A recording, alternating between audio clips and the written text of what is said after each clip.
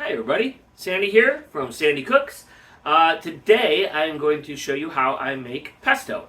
I use basil, fresh garlic, pine nuts, etc. Your standard pesto ingredients. It's really easy to make.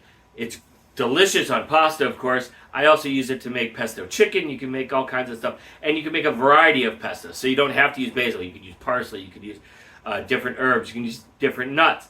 I'm going to be using pine nuts, but you could use walnuts or pecans if you wanted to change up the flavor.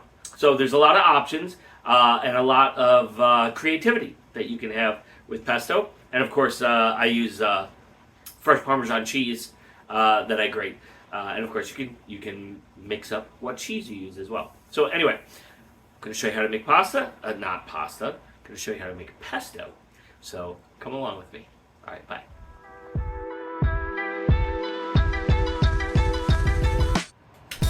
Okay, so the first step in making pesto is pine nuts.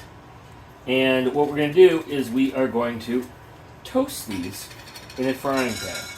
I put nothing else in the frying pan yet, just the pine nuts. And I'm going to start them on medium, and I'm going to not leave it on medium very long. I'm going to turn it down to a medium low pretty quickly, because pine nuts will turn and burn very, very quickly on you. So you got to be careful. You got to keep them moving. And what we're trying to do here is, as they heat up, they will release their oils, and you get much more flavorful, much nuttier. That toasted flavor, that's all good stuff. That's what we want.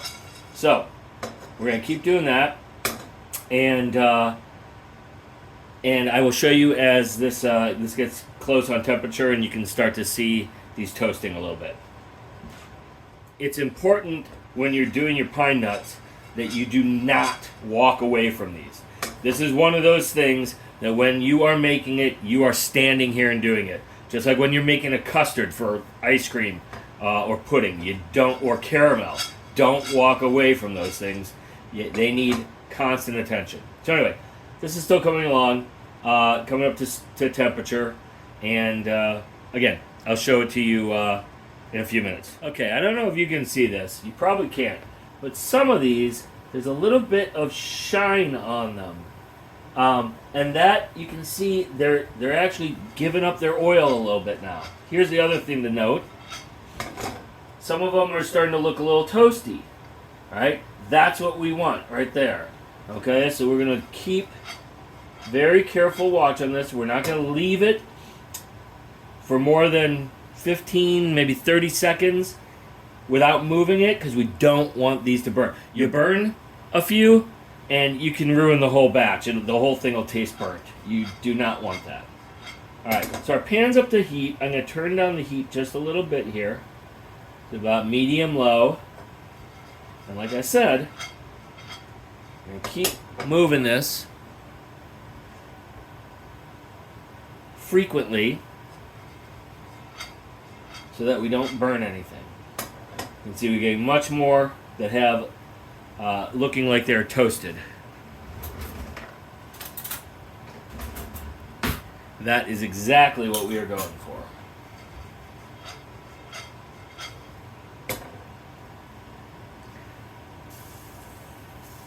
By the way, if you want to learn how to toss your pans like this, my wife, when I was first learning, getting a little bit better at cooking, bought me a pan specifically designed to teach you how to do that. And it had a larger lip on that side of it, so that when you went like this, you didn't have to get the flip quite right, because it would keep things in the pan better. So you can try that if you want to learn how to do this, or just learn how to do it from watching, or it really just takes practice.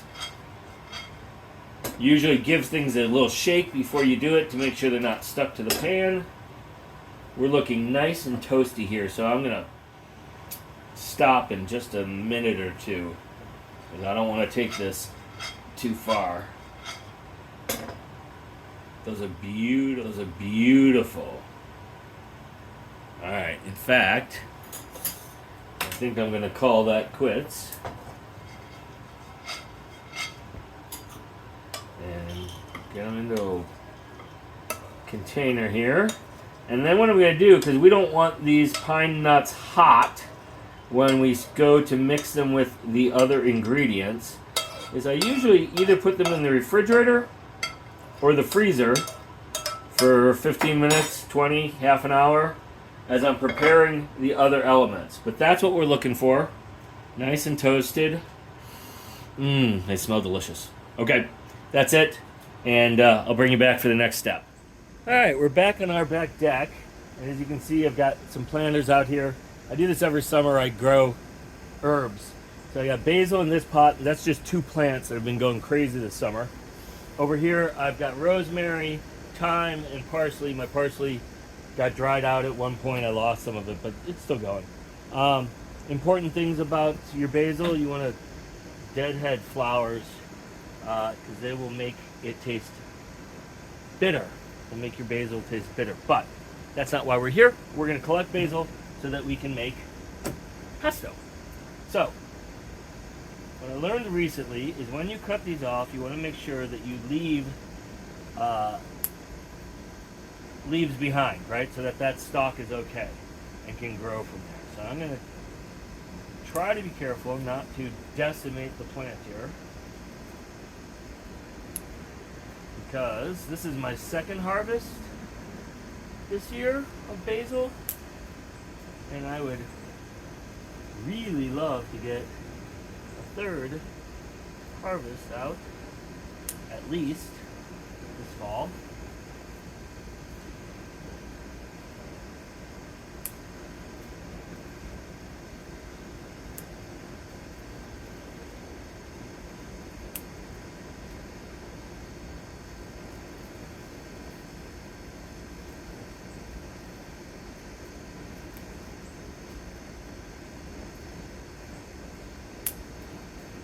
Okay, to be fairly aggressive cutting it here, but wow.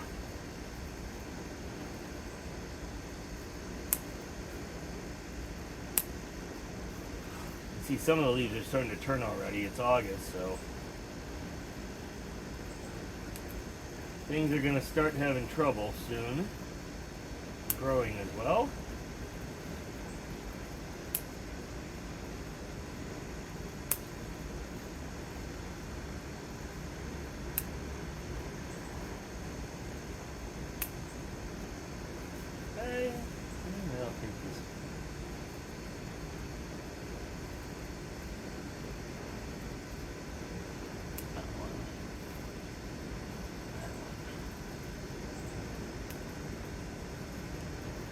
Okay, here. Okay, so I left plenty behind. It should keep growing great. It'll sprout out more, and we will go ahead and give this a wash and prepare it. Okay, to me, it's really important to wash basil because now, I don't have any pesticides or anything on it, but you do get bugs, especially when you're growing it yourself. And one of the things that I have found in basil that I grow is little tiny spiders. And I would rather not eat little tiny spiders. So, sorry, that's a timer I have going for some potatoes I have boiling.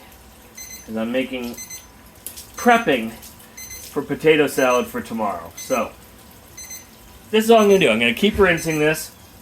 Putting it over here, and then I'm going to take it off the stems, and we'll keep going from there. But I'm going to go take care of this annoying beeping. Okay. Potatoes need probably about another 10 minutes. I'll have to video that one for you, how to make my mom's potato salad another time.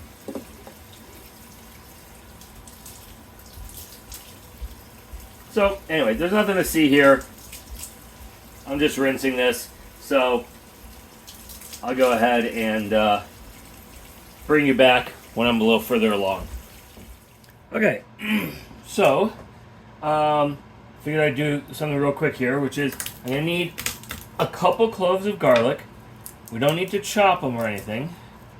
Just need to kind of give them a little crush so that the juices come out. There we go.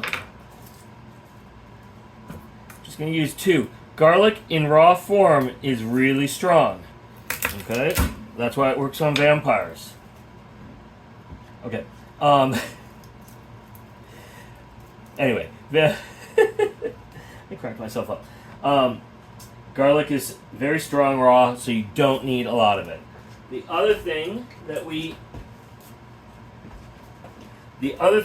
are going to need, and I don't want to use my garlic now, my garlic knife, is Parmesan cheese. Fresh Parmesan cheese. I have some here. Normally I use this kind of a grater when I'm working with my Parmesan cheese, but I need a lot of it for this. So I also have one of these graters by Xylus. I've had this for years and years and years. And I stopped using it because it's frankly, it's a little bit more work than just using this. So for a regular pasta dinner, I don't bother. But when I'm working on large amounts of Parmesan, it is a champ because there, done. So making carbonara, use this. Making pesto, use this. Sprinkling some Parmesan onto your pasta, that.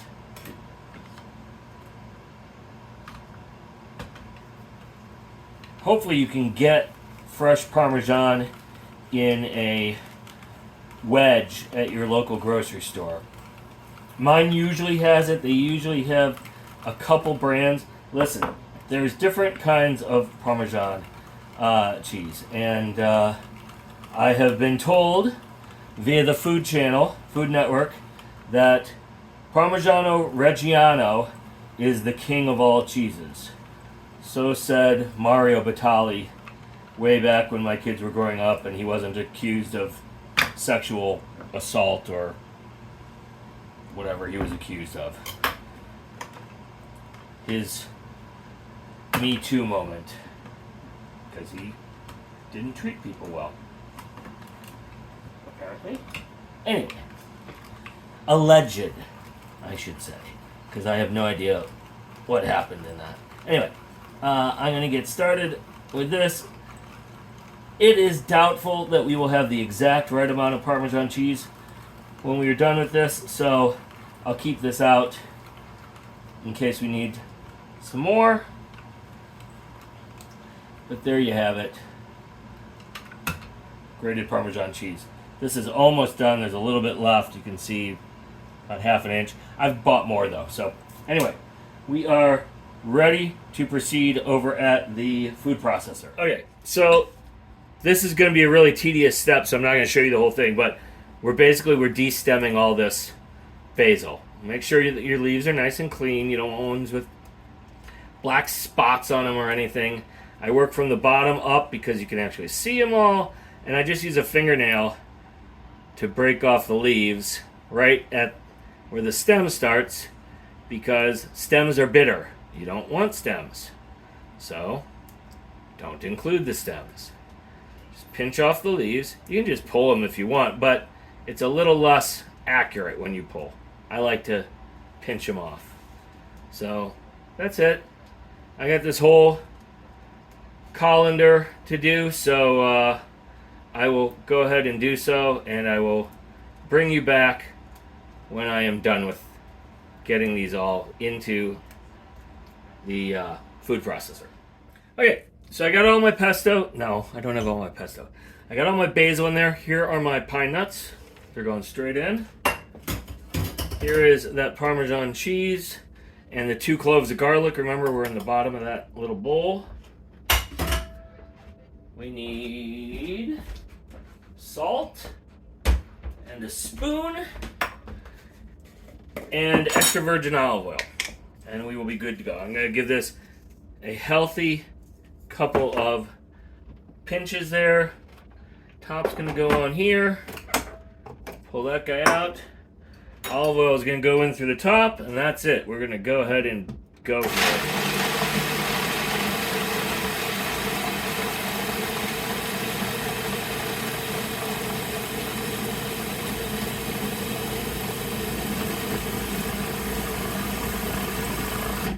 The key about adding your olive oil is you just want to do it slowly. So if you don't have a top like this that'll pour it slowly, then just be careful and go slow with it. You can see here, it's all, can you see that?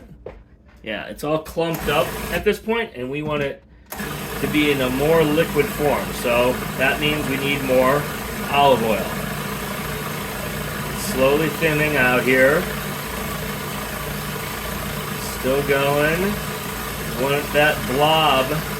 You can't see it, but there's a big blob of pesto going around and around. There we go. It just collapsed. All right, so we're close to the consistency we want. So what are we gonna do here? First, I'm gonna just scrape this down. We don't want to lose anything that's up on the sides. This is a little dry for pesto. And taste it.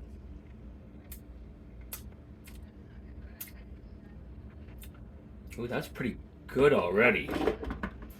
Usually I have to play around with the amount of Parmesan and the amount of salt. I'm going to add some more olive oil here. Thin this out a little bit more.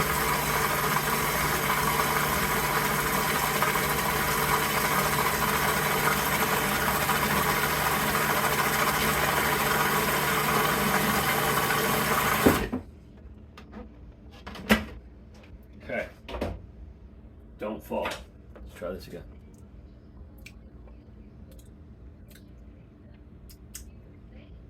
Ooh, that's good. All right. Well, doesn't need much doctoring today, so I got it right off the bat. All right. So now we gotta put this in jars or plastic containers. What I do, well, I'll show you. Okay. So here I've just got some leftover Chinese food containers. That's what this is going into. I put them in small containers because, we only go through so much pesto at a shot. And I don't want to waste it. This stuff is, green gold, if you will. So I put these in the freezer, and then we can use them all year round. I can make pesto chicken during the winter just as easily as during the summer.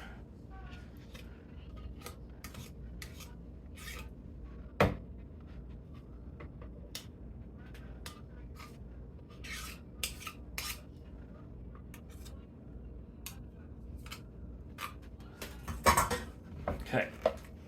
And they only get 2 containers. Oh.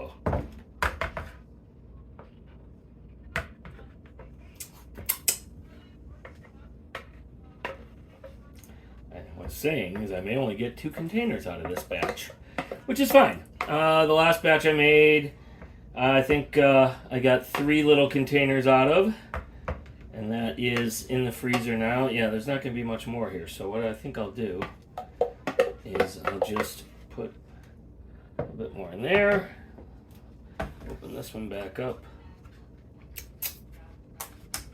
Look, I'm making a mess.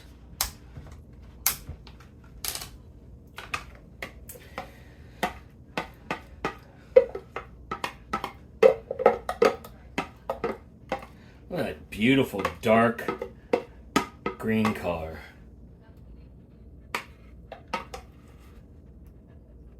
As the season gets later, we get into fall, those leaves will start to change color slowly, but they kind of go to a lighter green and then kind of a yellow.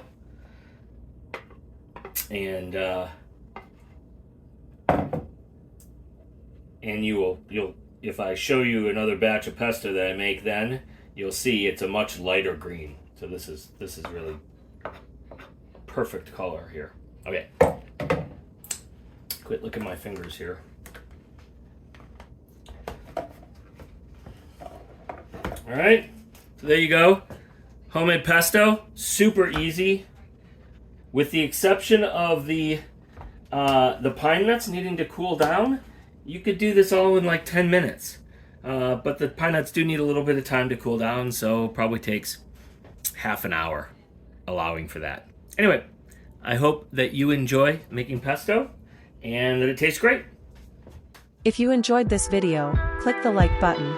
Subscribe to Sandi Cooks on YouTube so you don't miss new videos.